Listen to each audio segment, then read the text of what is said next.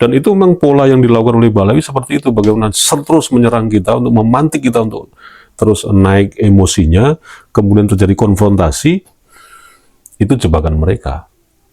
Dan sudah terbukti bagaimana ini, terlepas dari apa yang terjadi sekarang ini saya nggak tahu ya, di Binongan ya.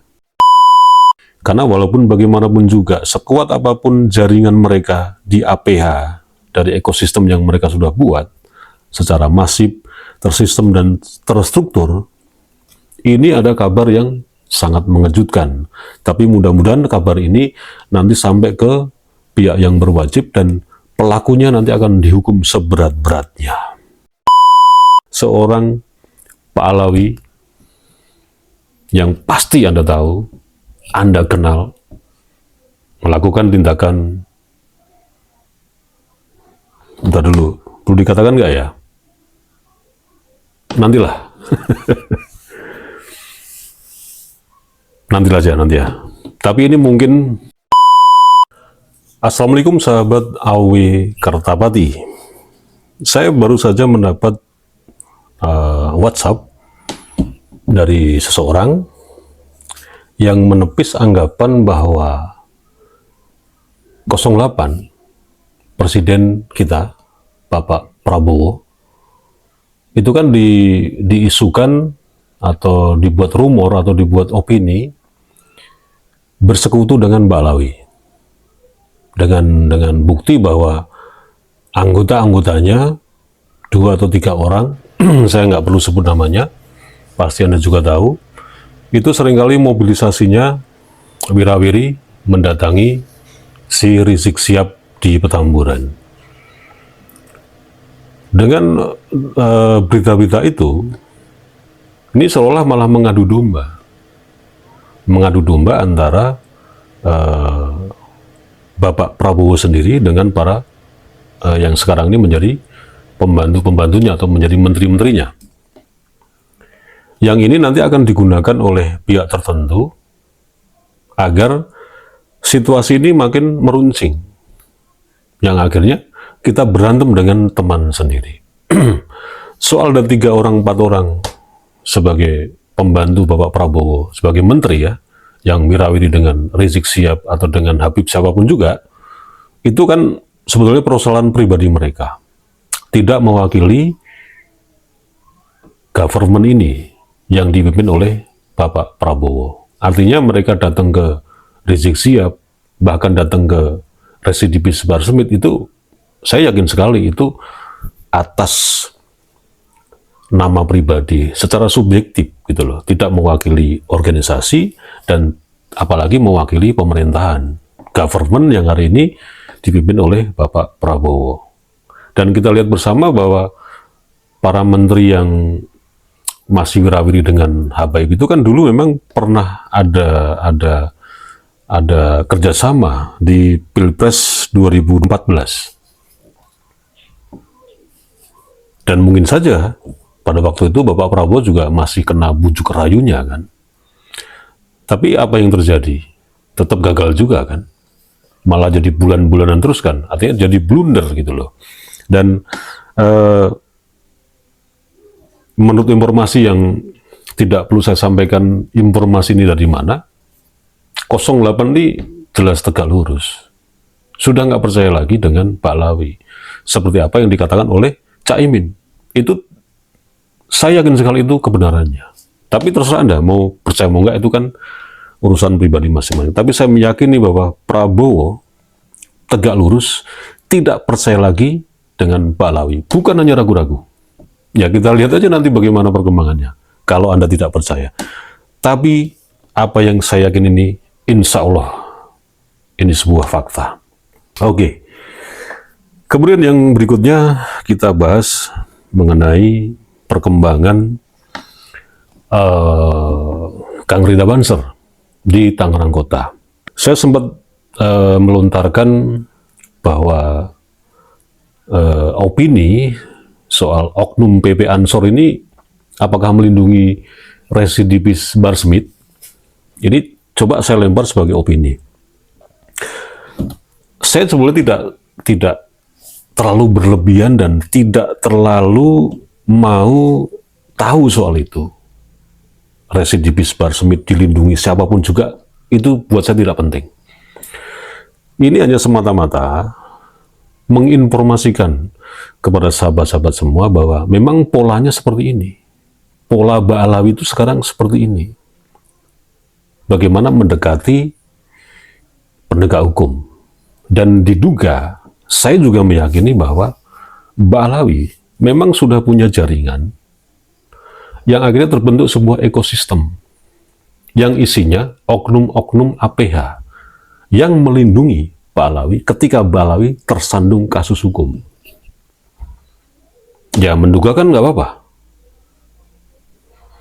Karena faktanya dari kasus Winongan, sebelum Winongan lah, kita lihat di kasus di Tegal. Kalau nggak salah yang mencuat viral itu di kasus Karawang. Anda tentu masih ingat kan bagaimana anggota Banser di Karawang itu kan menderita luka cacat di apa?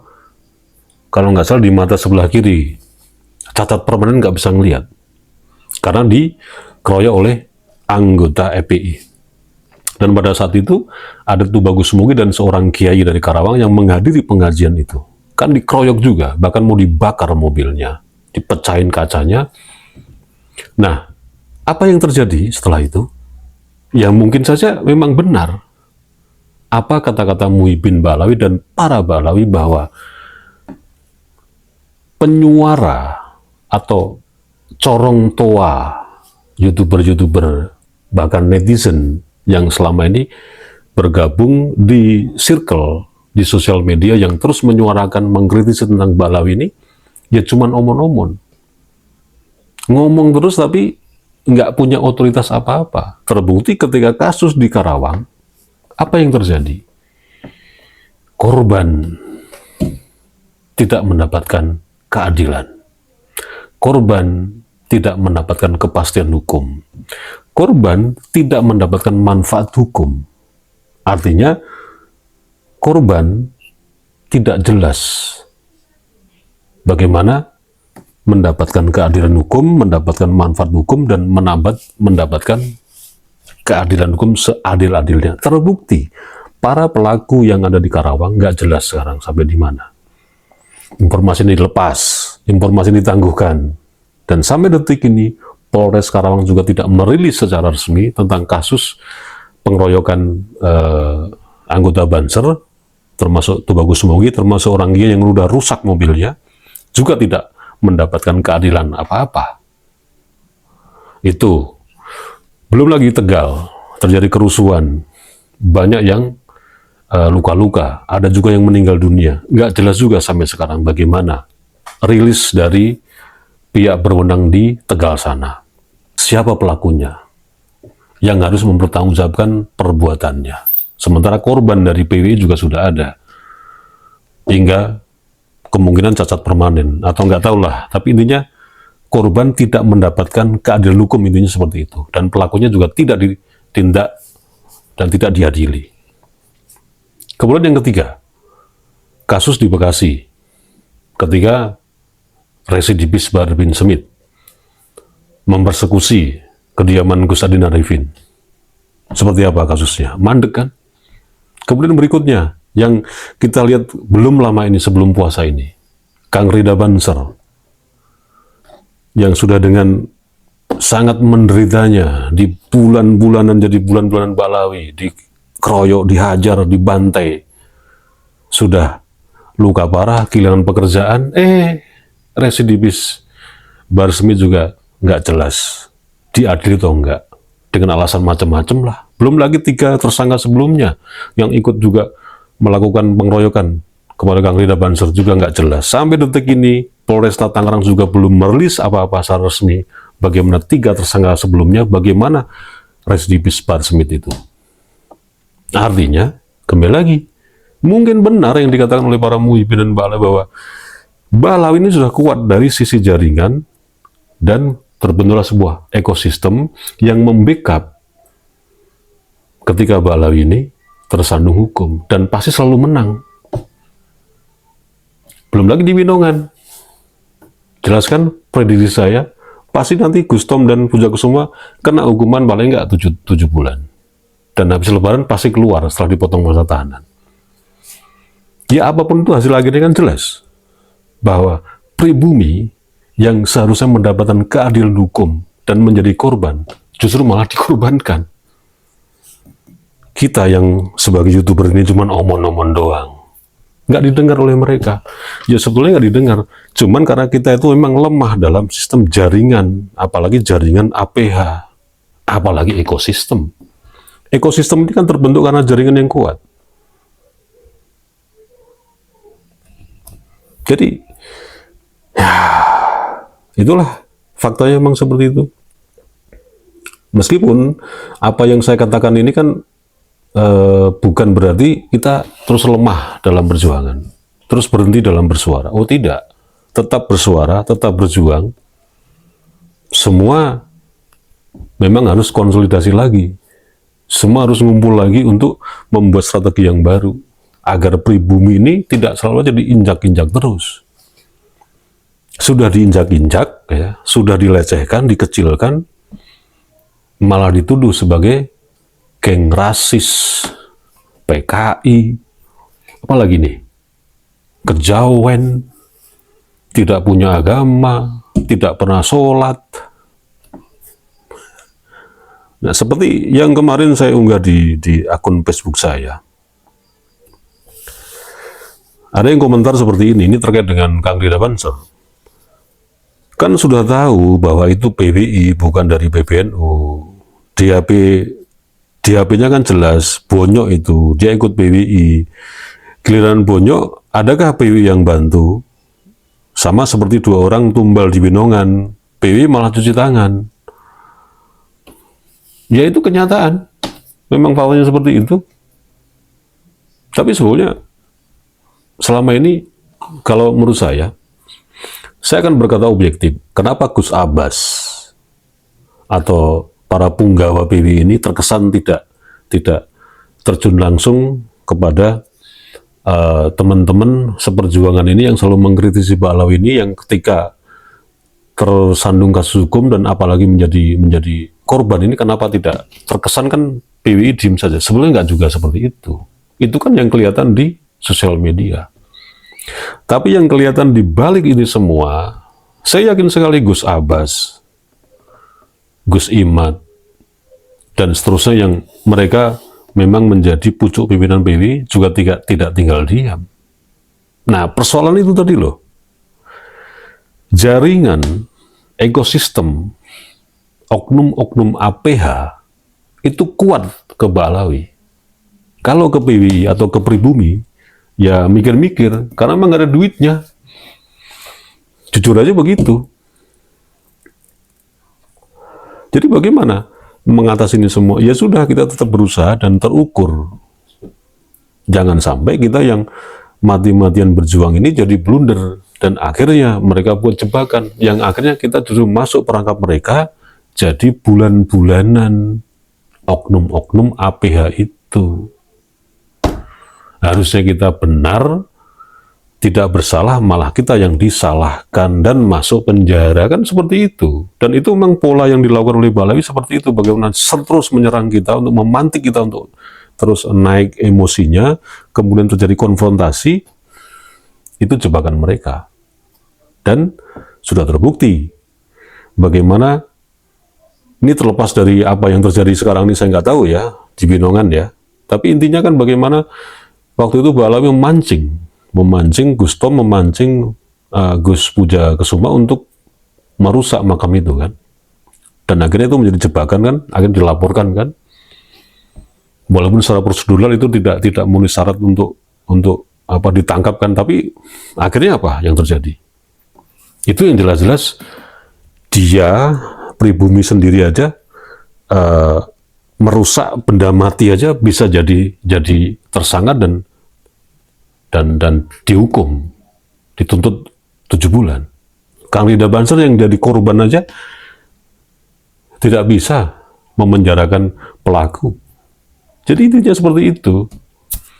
Ya, dari semua yang saya bicarakan ini, tentu saja ada hikmahnya, bahwa hikmahnya adalah, ya kita tidak bisa bekerja sendiri, kita tidak bisa hanya terus bersuara, kita harus lebih 1000 langkah mendahului Ba'alawi dalam hal membuat jaringan yang itu nanti terbentuk ekosistem yang pada akhirnya itu membantu perjuangan ini.